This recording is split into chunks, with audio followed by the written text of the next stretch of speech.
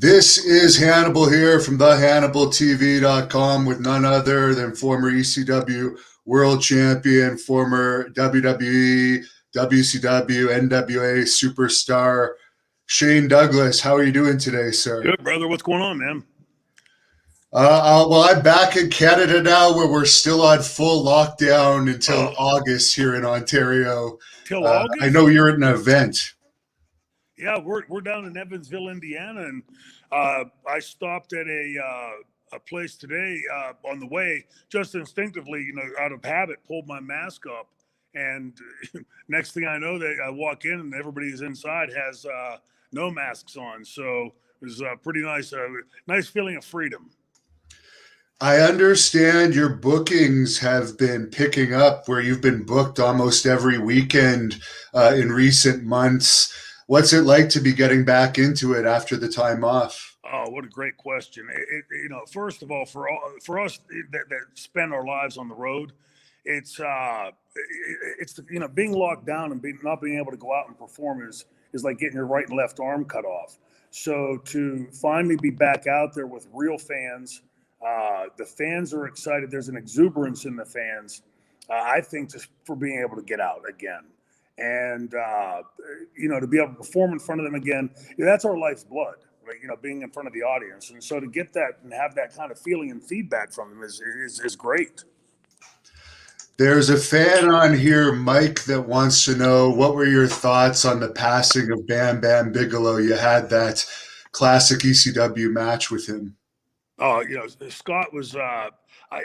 For the guys in the business know that when I talk about Scotty, I call him my big brother.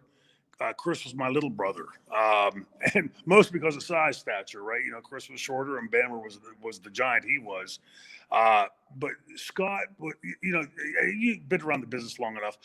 The boys, there's some guys you just have friendships with, and that's great. And there's others you don't get along with, and then there's some guys like Bammer and Chris that were literally like your brothers. I had a great brother. I've got great sisters. It's not like I needed more in my family, but we were all on the same wavelength. Easy to travel with. None of us was going out and partying after the shows. That kind of stuff. Scott stayed a little more private. He, always wanted to stay like at a hotel close by. Chris and I and Tammy and Francine would go out running around and whatever city we were in. But once we were in the buildings, it was seamless. There was never any issue of who's doing what or, positioning or that, I should talk more than this one or that one. But the reason I called him my big brother initially was he was the only person that called me Troy in the business. Everybody called me Shane, God, since I was a kid in the business.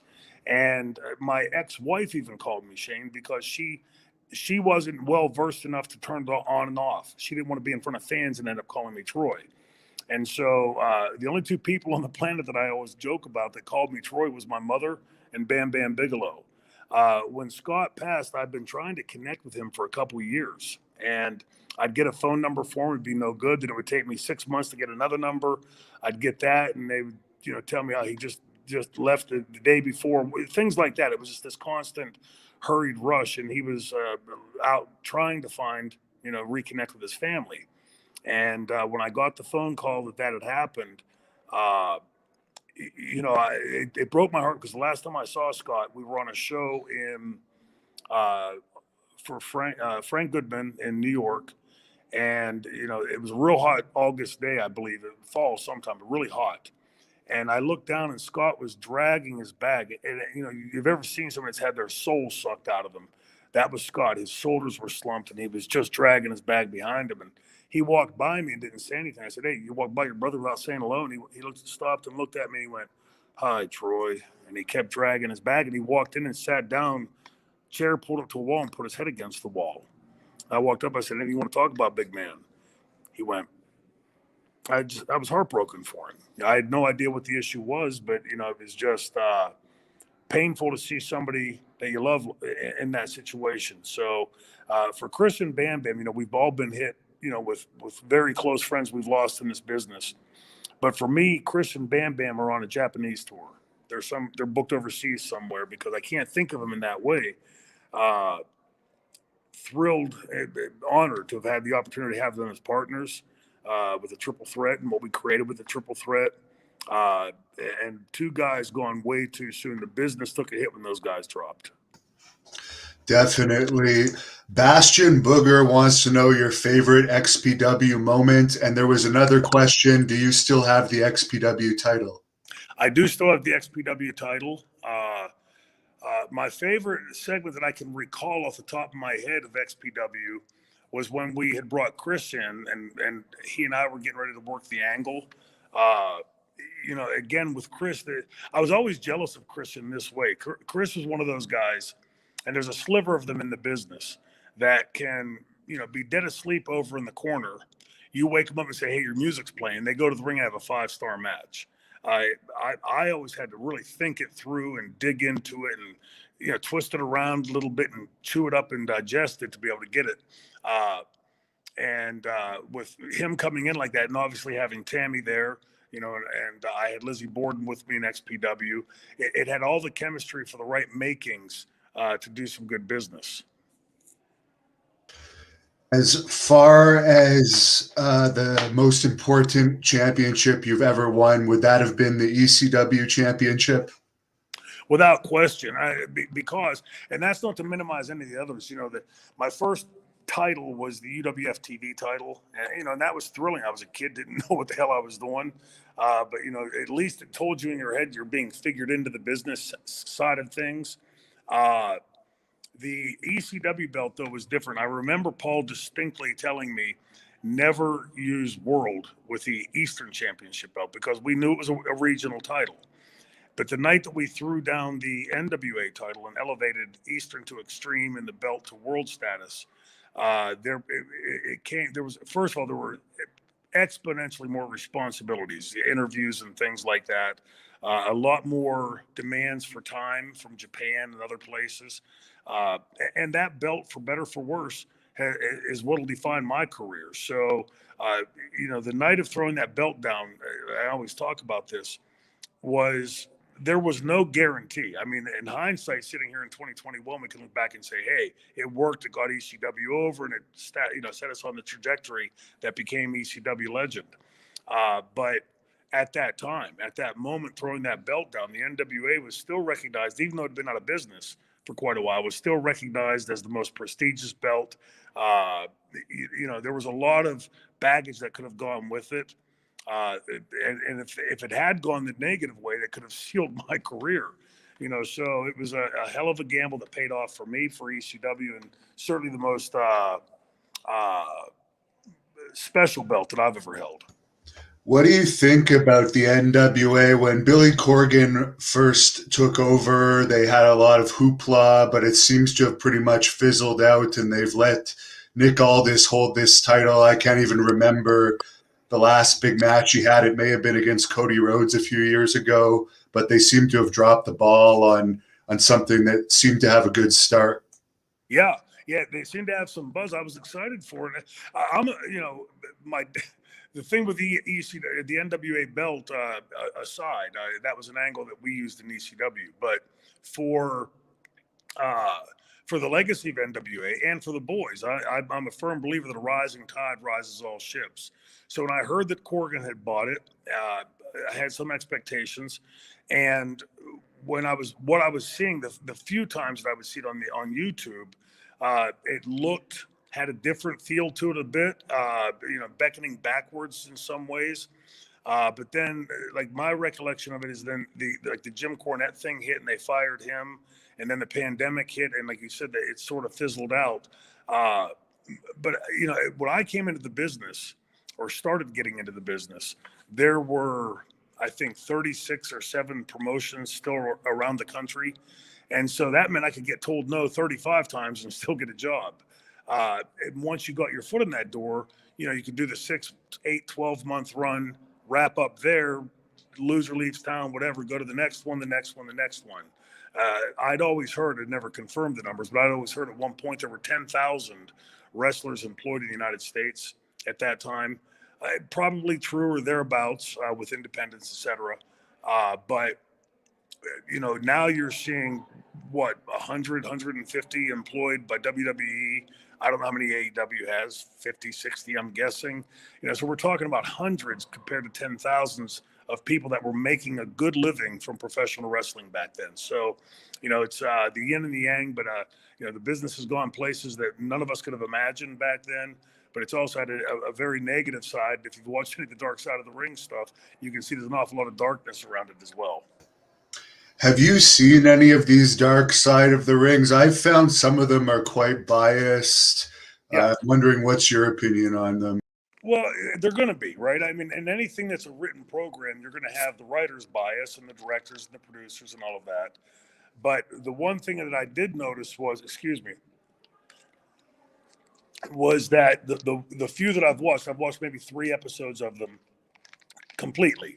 That I was learning things that I hadn't heard before in some of them, and other things, confirming things that I had heard or that I knew firsthand. So, but I think the good side of it is that, and it's a little aside, but when you see, how well they're doing with their ratings on it, and the A&E biographies on Macho and Roddy and all those guys, that you can see clearly, and we've talked about this 1,000 times, with the massive audience that has left professional wrestling or sports entertainment. They're still out there. And I think that's who's tuning into those things to beckon back to those stories that they remembered as kids, hearing something about, in the case of the A&E Dark Side of the Ring, Vice's Dark Side of the Ring, excuse me, or, beckoning back to watching. A good friend of mine called me to ask about if I'd been watching biographies, and he said he spent his whole Sunday watching all of them. I said, why would you waste the whole Sunday doing that? And he said, these are the guys that I grew up loving. So when you see them beckoning back to those things, it's bringing those fans back to the table. But in my honest, humble opinion, I don't see those fans coming back to watch that and then saying, hey, let's tune into Monday Night Raw and see what's going on there. And if they do, they're going to tune out very quickly. I am flabbergasted at how badly the industry en masse, in toto, is missing it right now. When you watch, you turn on the channels. If you weren't well versed enough in the guys' names and the ladies' names, other than the colors that are used in the setup of the building, I mean, obviously WWE is going to have a much bigger arena, but when you flip through them, there's almost no difference between product to product to product. And still none of those fans coming back, and we keep seeing Vince's ratings go like this. So, I mean, I said this jokingly 15 years ago. Are we just going to ride this out until it goes to zero? Or is somebody out there going to have the wherewithal and the forethought to say, maybe we should try some genuinely different trajectory? Yeah, I think they did their second lowest rating of all time this week, 0.45. Wow. The A&E documentary last week was on the Warrior, and they had the Vice one on the Warrior this week. Did you ever have any interactions with him over the years? I did. I got along quite well with Jim. I think in part because I was still a young kid at that time, right? Just, making my way in the business in 90, still climbing up that ladder somewhat. And I think he found like sort of a kindred spirit. I found him to be a very self-isolating person, uh, very intelligent. When you talk to him, had he would say things that you wouldn't expect the Ultimate Warrior to say, right? Because it wasn't him; it was Jim Hellwig that was saying those things. But I remember one night specifically, and it really taught me some things and struck me as like how predatory the business can be. We were in Cleveland, Ohio, and the bar had been closed that night. It was a Sunday night, and they'd opened it up for just the wrestlers. And so it was one of these little lobby bars, and so all the boys were milling around this little bar, and the phone rang. Hogan and Savage were standing over to my right, and the bartender took and went behind the wall, came back out and called Terry over the phone. And Terry went and got on the phone. After I saw him like roll his eyes at Macho, and then went behind the wall for, I don't know, 5-10 minutes, and came out and said, I need to go upstairs and babysit I forget, like he had some kind of nickname for him, like Babysit the Baby or whatever, something like that. And he was up there for a while and came back down maybe a half hour later, 45 minutes later, and said uh, something about taking too many steroids and he's freaking out again. So, like, to me, now looking back, I took that as here's a young guy who's not clearly ready for the spotlight or able to handle the spotlight. You're like the guy that should be leading him, right? I mean, you're the guy that's been in that spotlight and you know all the pratfalls that can go with that and pressures. So maybe guide him a little bit. And I quickly realized in my head they don't want to. They're hoping that he flounders so that Vince says, "What? Okay, Terry, let's put you back in spot or whoever." But eye opening for me as a kid. Joker Fish would like to know your favorite city to wrestle in on the road. On the road, I was obviously going to say Pittsburgh because every time the first time I wrestled in the Pittsburgh Civic Arena, to me it was like magic. This is where I was a kid sitting right back over there, and used to watch all my heroes, and my dad used to take me, so it was like a really special place for me to finally have wrestled there. The Garden was another because you grow up hearing about the mecca of professional wrestling in Madison Square Garden, New York City. For me, though, being on the road, and I know this is going to sound self-serving, but I mean it from the bottom of my heart.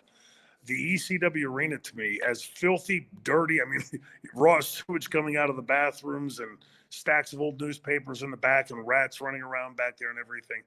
Real rats, not the other kind.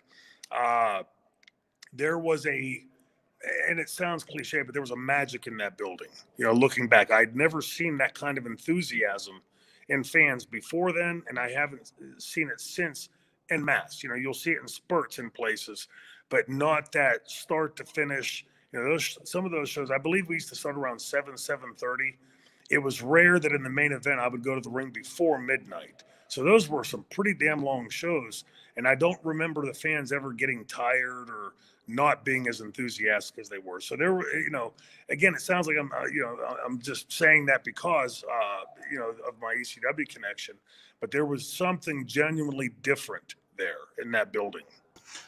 Bryce Boudreaux would like to know about the Cookiegate situation from TNA. I'm not familiar with that myself. Oh, okay. That was, we were trying to be nice.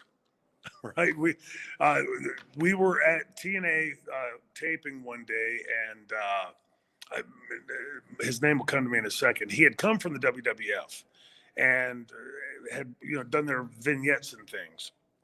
And he came into the production meeting and said, "Hey, we just heard WWF is going to be filming a commercial in the studio next to ours." So right away, all of our gremlin horns came out. Right, and how can we maximize this? And we quickly settled on, let's take trays of cookies and balloons and welcome our brothers into Universal Studios. They were outside waiting, and I remember Flair had on like a George Washington wig or something. It was really strange. They were all outside eating lunch. And we came from several different angles. We came from the back side of the building, directly across from our building, from across the street from their building, and all with TV crews and walking in with trays of cookies and balloons for everybody. And as soon as they saw us, they wigged the hell out like we were like radioactive or something. They all started jumping up and running back into the studio. John, I forget his last name, the big security guy, when I went to him with my life, "Hey, John, welcome to Universal Studios." And he literally threw himself into the wall, like I was going to stab him or something. And, we sat and watched them. And of course, after a few minutes, they were all gone. We left. They had threatened to call security or something stupid like that. And now when we filmed them, this was all in the public area in Universal Studios. We'd never entered their studio, and they never entered ours. But right after, they sent somebody over and threatened a lawsuit if we used any of that footage. And, people like me and Jeff Jarrett were telling Dixie, it's public area, Dixie, they can't do anything about it. And in typical Dixie fashion, she acquiesced, right? She dropped the footage. To my knowledge, I don't know if it's ever been, I know TNA never used it. I'm sure it's probably in some place or form leaked out somewhere.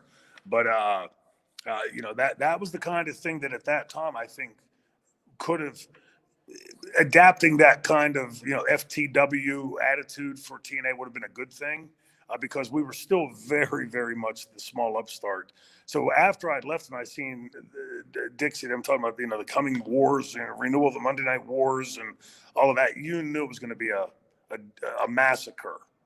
They were nowhere near ready for that. And but that one day with the Cookiegate. Had they followed that trajectory a little bit, who knows where it would have gone and what it might have done. My take from ECW is wrestling fans like to see that little bit of in your face, but you got to be ready you got to be ready to run when that time comes. Donnie has a follow-up question to that fits in pretty well. If you were a promoter, which you have been numerous times in your career, what would you change about wrestling? We just doubled the size of the show. Actually, pretty simple, right? You've got, and again, these are all going to sound very trite, but they're not, because it's become rocket science. Clearly defined characters, clearly written storylines, clear objectives in what you're trying to gain. And I would pull a lot of Bill Watts stuff, right? And people have heard me talk about Watts over the years, often in the negative light, but I don't tell them those stories for that reason. I tell it because it forced me to learn my craft. Like, for instance, when the empty arena thing hit, right? That's a curveball to anybody. If I was promoting then, I would put in the same thing. Tough to figure out, how do you make this show compelling? Well, AEW's got a roster full of kids that the masses, those 50 million that have tuned out of professional wrestling, are largely unfamiliar with. So how about you take the first half of the show, or first 20 minutes, and introduce us to this character? Explain to us what makes Pac pissed off at the world. Explain to us why Hangman wears denim and dresses like a cowboy. Is he really a cowboy, or is that a wrestling gimmick? Then at the end of that show, have a good 10-minute match between these two. At least now you have some semblance of buy-in to why you're liking or disliking these characters. And that was the question was asked to me at that time live on my podcast, and I've never given those questions beforehand. And I said, that was just off the top of my head. If you gave me an hour or two to sit down, I could come up with probably 20 or 30 more things we could do. But the other big thing to me today, it's a big stickler to me, is because this was drilled into my head nightly.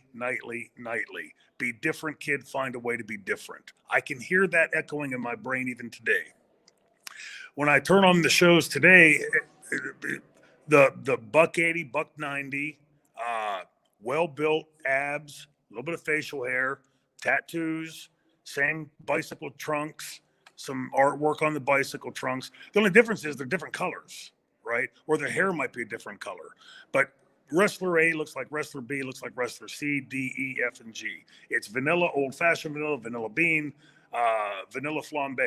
It's all vanilla. Find a way to be different.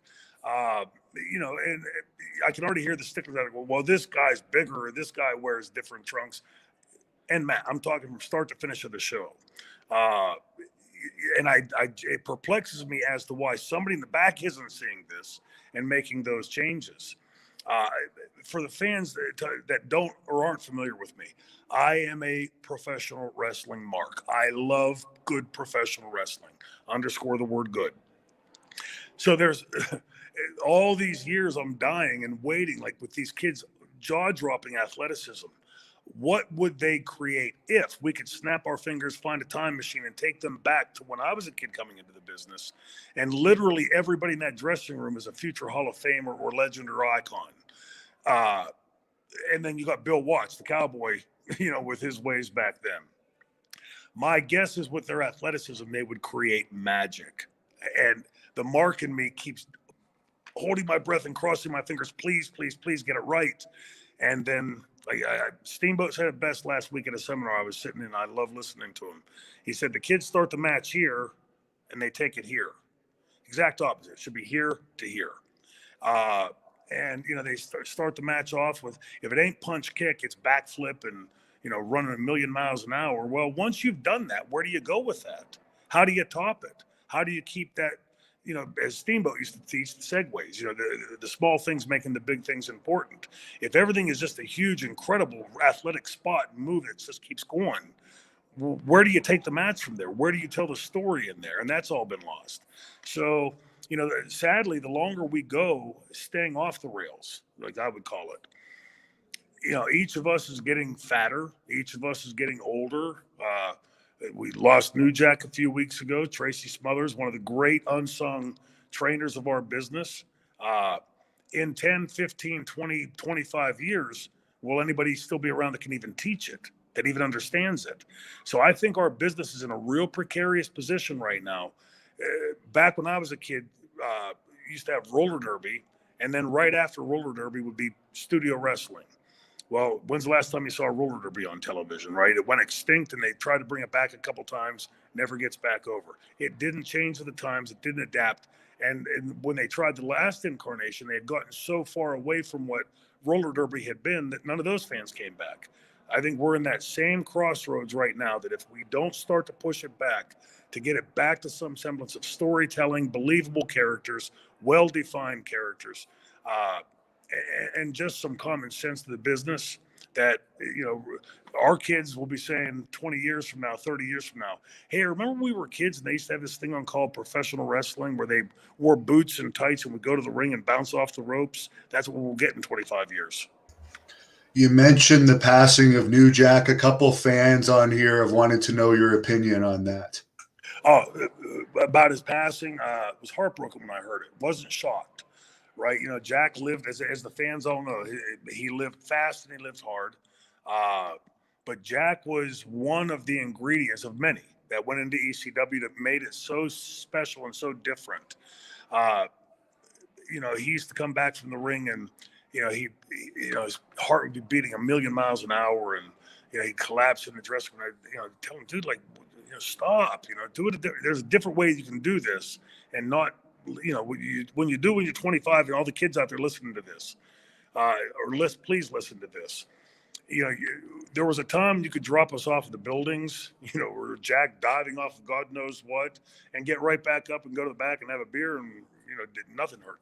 But what you do when you're 25 or 35 comes with you when you're 50, 55, 60. And if you did a little too much back then, it could get you now. The old saying, you are what you eat, right? It's your body's your temple, that sort of thing. And I know that all sounds corny and sort of stupid, but other than the OxyContin, drugs were never my deal. And I can probably count on my fingers and toes how many times in my life I've been legally drunk. I don't like the feeling. I like having a couple drinks with my friends and shooting the shit with my friends. I just don't like the feeling of being inebriated and, the bed spins and all of that. So my experience of partying on the road is vastly different from the majority of the people partying on the road. More times than not, I was up in my room either with Francine at that period or with whoever I was traveling with at the time, and either sleeping before they got back after the bar closed or watching ESPN or HBO or something. New Jack's passing, again, it sounds like cliches. There's been so many things said. There will never be another New Jack, right? When I watched the Vice segment on him, I've known Jack since, let me think, 96 or 7. So quite a while, a quarter century or better. There were things in there that I learned. Remember I said earlier that I learned I didn't know previously. I was completely unaware of his upbringing. You'd hear Jack say some of those things in his promos. And to be honest with you, when Jack got to the building, you weren't quite sure where Jerome Young dropped off and New Jack picked up. They became sort of one and the same. But I did have the kind of relationship with Jack that mostly was forged later in TNA, where he and I would sit in hotel rooms and just BS for a couple hours and, no partying or anything, just sitting there and bullshitting, and got to see a completely different side of him than what the cameras see or what we saw in the ECW dressing room. And, there was a damn good guy under that, but a damn good guy that you didn't want to fool with. And the way I liken it in my head is that New Jack was the front that Jerome Young put up to protect him from all that stuff that we heard in the Vice Dark Side of the Ring, and and that was a legit thing. Jack wasn't just going to walk, be the guy that barked. He also had a bite to go with that if it had to. But he and I, would joke around and say things in the dressing room to each other that most people would find distasteful or politically incorrect by today's standards. But that's the kind of relationship that we had. We were brothers. And, that just, again, a little sidebar for me. I think that's where our world right now and all the craziness that we're seeing, you're still living through a shutdown up there in Canada, is, I'm a political scientist, right? I taught it for 7 years. I've spent my adult life learning it. But believe it or not, as much as I love politics, there are times that I don't want politics. If I turn on wrestling, I don't give a rat's ass what your politics are. If I turn on a football game, a basketball game, I want to watch football, basketball, wrestling, racing, whatever.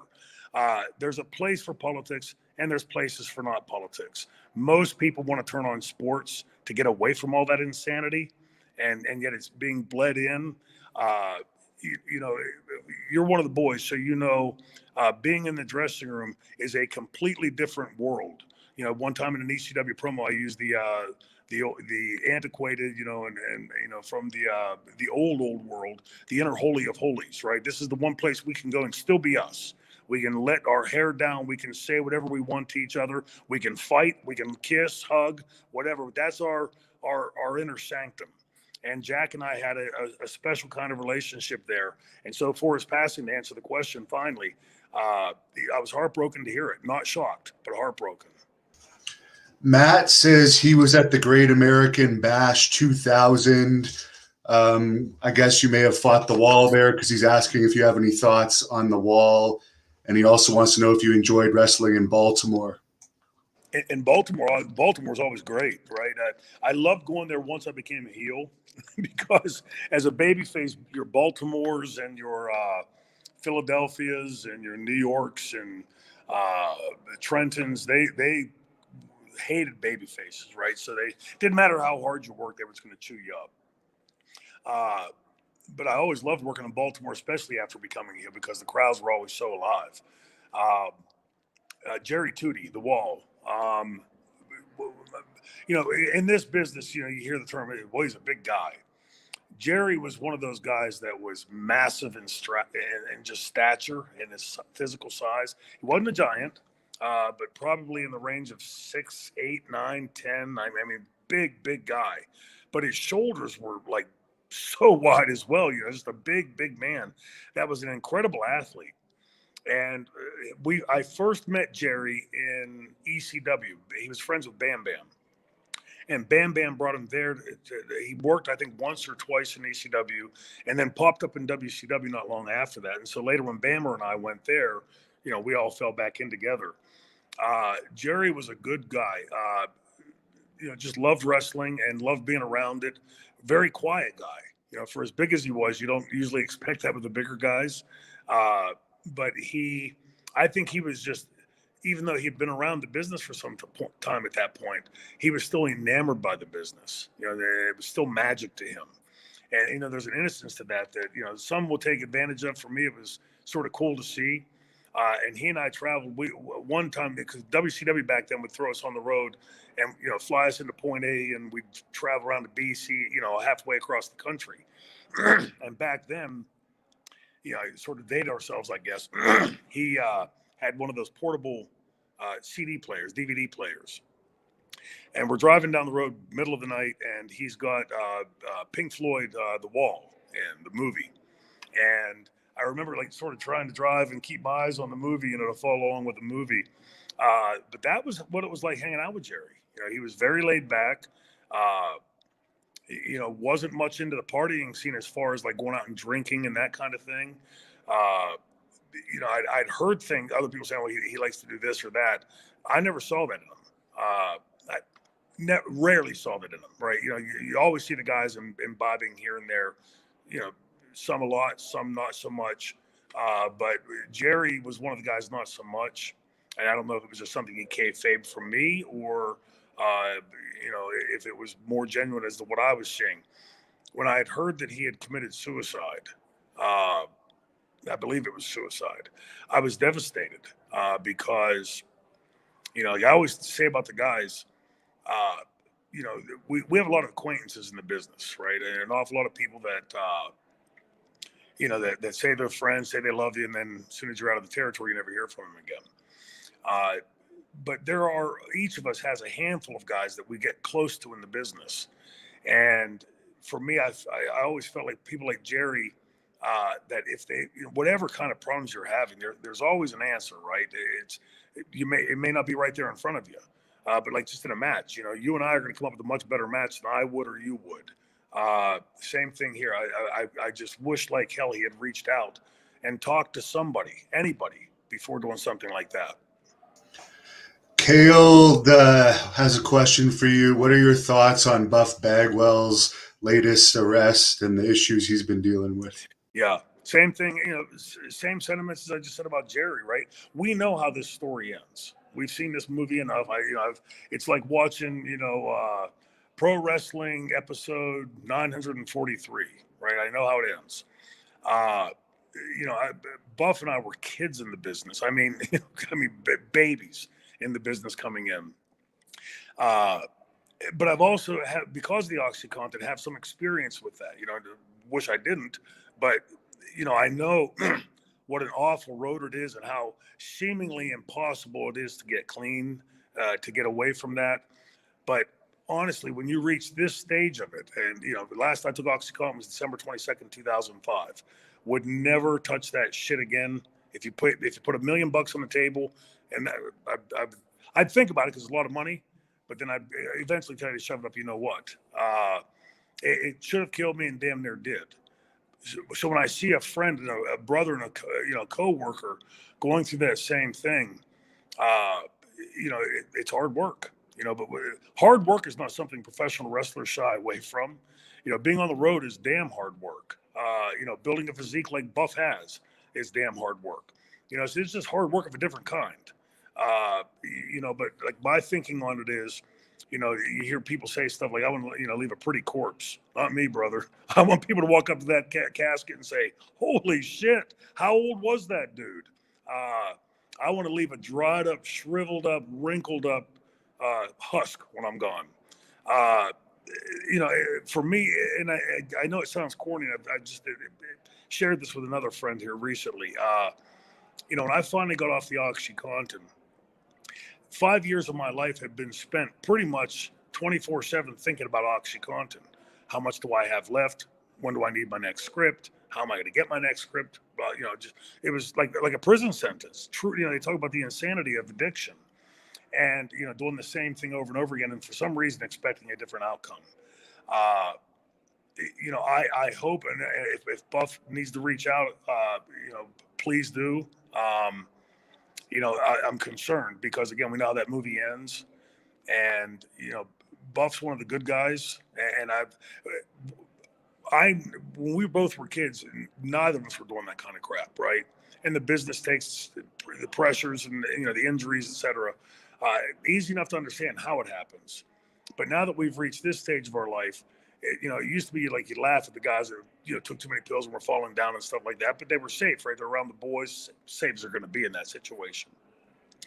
But now when you see this bleeding out into the larger world, I'm just so thankful for Marcus, knowing him like I know him, that he didn't hurt somebody else. Because it sounds to me like just reading that report that could have been pretty disastrous. And I'm pretty sure that like me, if I would ever do something stupid and cause somebody else to be hurt, let alone die, that would destroy me. So I hope that he seeks whatever help he needs, deals with whatever legal issues he needs to with this, but puts this as a distant memory. Like there's a side of life that honestly, once I got off the OxyContin, and the friend that I shared this with recently, I said, I know this sounds weird as hell, but I was suddenly noticing things that I hadn't paid attention to since I was a kid. Sunrises, sunsets, the smell of cut grass that I love. Walking through the woods and seeing some wild flowers grow over there. Corny, almost like rainbows, lollipops, and unicorns, right? But for 5 years, it was nothing but OxyContin, OxyContin, OxyContin. Now I'm seeing these types of things that are pretty damn beautiful. That there's an incredible world out there. It's because we don't have wrestling anymore as our primary source of attention or affection. There's an awful lot of world out there to interact with, and I hope and pray that Buff takes that route. Michael would like to know if you have any Rick Rude stories. Oh yeah, a million of them. First of all, for anybody that was well versed in Rick Rude, I think you can see a lot of similarities in the franchise character. That was homage for me because I was a huge Rick Rude mark. The Back when he was doing that in WWF in the 80s and 90s, the swivel of the hips and the abs and the bringing one of the girls in, from the audience and laying her down and all. That was so different at the time and so cool to me as a kid watching. So later when I got to work with him and then learn from him and then work with him, like outside of the ring, you saw a side of Rick that you never saw in the ring, right? That was the character. He was a guy that was brilliant on bodybuilding and supplements, legal ones. He would tell me like, diet, that protein powder is shit, take this one, that kind of thing. But he had a mind for the business, and people don't often think this way when they talk about psychologists. Rick really understood the nuances of a heel getting heat and getting a babyface over. In fact, years later in ECW, there was one that I'd worked with Pitbull number one, or two rather, quite often, right? Brain fart. Throwing too many names around now, but Pitbull number two, right? The bigger bald one. His name will pop in my head the second chair shots. But when he finally got into the comfort zone of trusting me, those were some of my better matches of my career because I was so at ease and I had this big cock strong guy that could throw me around, could do pretty much anything and athletic as hell. That once I was at ease, he was at ease. So it was like, sort of us, now became a dance. We're dance partners. And, we always had good matches. And Anthony Durante, how I could forget that. But anyway, he, one night we were in Trenton, New Jersey, Trenton, CYO. And we were doing a 6-man tag, and I gave him a spot and the spot would be I'd slide through his legs, leg diving, surfboard on his back for a second, run my mouth. A couple seconds later, when I try to do it again, he stops me, catches me up at a choke slam, slams me, and then presses me over his head and throws me to the floor to Bammer and Chris. He got it, walks away. Comes back a few minutes later, and he'd never done this before. He said, Shane, I was thinking about that spot. I think it makes me look stupid. So it doesn't make you look stupid. And I explained the psychology to him, blah, blah, blah. And he okay, and he leaves. A few minutes later, comes back again, goes, I don't know, Shane. I think it's going to make me look stupid. And I said, explained it to him again. I'm thinking, this is strange because he never asked me, never questioned me on a spot ever before that. So about the fourth or fifth time this goes on, I followed him over to his dressing room. There were a bunch of smaller dressing rooms there with doors and things on them. So I followed him over, and he goes in and closes the door, but leaves it cracked. So I look in the crack, and I'm listening. Rick Rude's in there with him, and Rick's saying, he's going to make you look silly in the ring. A good heel would never do that. So we go out to eat afterwards that night. Again, my reverence and respect for Rick, plus respect for being a badass, right? And I said to him, as far as the spot, I said, hey, what was the deal tonight with Anthony? And he said, a good heel would never do that. And I said, well, I'm thinking, okay, it's coming from a pretty great heel. And then he cut to, he went straight from that to, you're a shitty fucking heel. And I said, okay, Rick, I'll bite. Why am I a shitty heel? And he said, because a great heel has more heat in their hometown than any place else. Beckoning back, he's right, to old school philosophy. In ECW, we used Pittsburgh as sort of like the inverse universe because I'd been wrestling for years at that point, 11, 12, 13, 14 years, give or take. I forget exactly what year it was. I'd been a world tag team champion. I'd been a TV champion. I'd held several titles at that point. And I understood what Paul was doing. We can go to Pittsburgh and do angles that we can't do anywhere else. That won't make sense any place else, but we can do them here. It's sort of like Marvel Comics used to have the What If comic books, and no matter how I tried to explain that to Rick, he just was so old school. He could not fathom it being done a different way. But the funniest story I can tell you about Rick was the night. Funny to an extent. We were in Reading, Pennsylvania, doing taping. This is the night that I got attacked by a fan, and I think Rob Van Dam got attacked by a fan. So we wrestle Tommy. Me and Francine wrestle Tommy and Beulah. They go over, and I think Beulah pinned me, of course, if that's the same match I'm thinking. And afterwards, we're getting post-match heat on them. Rude hits the ring, right? Because this is when he was there to fuck with the franchise. Excuse me. So Franny and I powder out the back of the ring and split the posts to meet, in my head, meet back up in the alleyway and get the hell out of here. So I get back to the entrance. When I turn around, no Francine. I look back and she's stuck on the back side of the ring. I'm probably 50 yards from the ring, and I could see Rick Rude's face beat red like this time cue up here, right? His face is beat red. He's, get your bitch out of here, just ready to explode. That was Rick, right? We're out here in front of the audience. We kayfabe in front of the audience, and in his mind, she's making me look like shit. Again, beckoning back to that old school. So, great guy, learned a ton from him, and another guy gone way too soon. Will C would like to know how your relationship today is with Ric Flair. No relationship.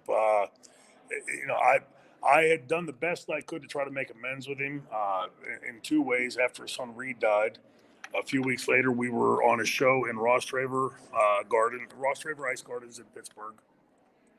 And I walked up to him. I said, first thing I said was, Rick, all of our past behind us. I said, my heart breaks for you, brother. I can't even imagine what you're going through. And the next time was whenever a couple of years ago when he had the big health scare. I'm online and I didn't get a call from anybody. I'd gotten, was online and saw like everybody else was seeing it. And posted up on my Twitter account, and I meant it then, and I mean it now. We have seen enough of our brothers and sisters put into graves way too early. I mean, we talked about just in this short time. So, I wished him well then. I sent prayers for him, the whole thing. And then sometime after that, I see him, started burying me online again. So I think it's just a dance that Rick likes. When we're face to face, he's a pussycat. I've always had reverence for and respect for Rick's in-ring work. Him as a man, not so much. I don't expect him to be perfect. I'm far from perfect. But I do expect, just like it was done to him, somebody handed him the knowledge of wrestling, and I expected the same thing as a kid. I try to do the same thing today in passing on that knowledge to other people. So no relationship, which I think is sort of a shame, right? To me, that was 25 years ago or longer. I got bigger things to worry about, like a hangnail. That's more day to day to me than worried about Ric Flair or anybody else in or out of the business. Now, there's about 10 minutes left. Do you want to hold this off for another time, or do you have time to finish it? Yeah, we better finish it off. Hold off. I may be able to do it after we get done. Right, they open the doors. So if I can get back in here once the fans get in, after we have to do this appearance, I'll throw you a hit. Sounds good. Is there anything you want to plug for the fans that aren't going to see the second part for whatever reason before we close it? Yes, pretty excited about it. We have a new thing we're going to be launching here very shortly. A great fan has come to us with the idea of doing sort of a one-stop shopping for ECW. So if you want a Francine memorabilia, Sandman memorabilia, franchise memorabilia, all in one site, we're going to have some original content there. In fact, quite a amount of original content. It's foreverfan.club. Foreverfan.club. I think it's launched, but they're going to be upgrading it here very shortly. So there's going to be a great big announcement about it coming up at foreverfan.club. And I think the fans that miss ECW are going to love some of the stuff they see there. And it's just getting off the ground. So the original content's going to be ready to go shortly. And you know what? Let's just save the last 10 minutes for whenever we reschedule whatever match you're going to have against the Blood Hunter down the road. We'll do Yeah. it then, and we'll end it today. So we'll let you close this with whatever promo you want to use to close this. Hey, always appreciate being on with Hannibal TV. One of the guys that has real questions, true information to get here. For an old guy like me, getting the same question over and over again, don't like it. Always love coming on Hannibal TV. Support him. Support Hannibal TV and everything he's got. All of his guests on here. Triple threat, baby. Thank you for watching the Hannibal TV.